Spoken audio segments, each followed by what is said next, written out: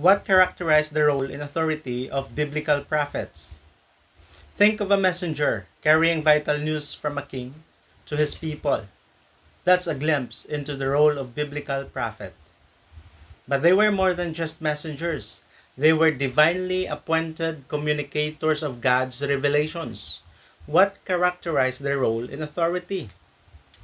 Ang papel ng propeta ay hindi lamang tungkol sa panghuhula. Ito ay isang sistema ng komunikasyon na inorden ng Diyos. Ang mga propeta ay hindi nagtalaga sa kanilang sarili, kundi pinili ng Diyos. Unang Hari 12:22. Sila ay gumanap bilang kanyang mga mensahero upang ihatid ang kanyang mga revelasyon.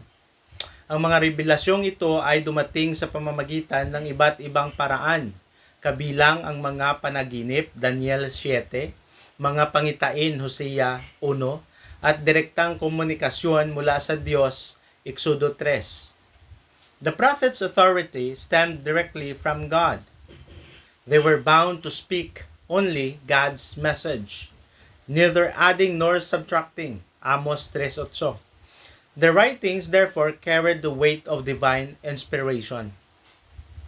Ang hula, kung gayon, ay isang makapangyarihang instrumento ng komunikasyon ng Diyos na naghahatid ng kanyang kalooban, paghatol, at mga pangako sa kanyang mga tao.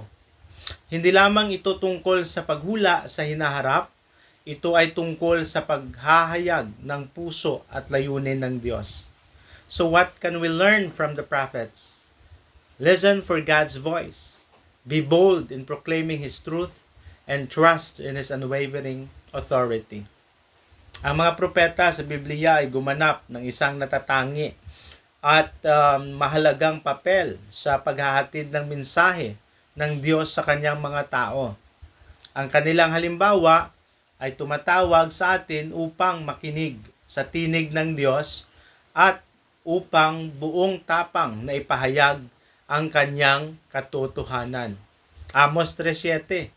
The Lord God does nothing without revealing His secret to His servants, the prophets. Pagpalain nawa tayo ng Panginoon.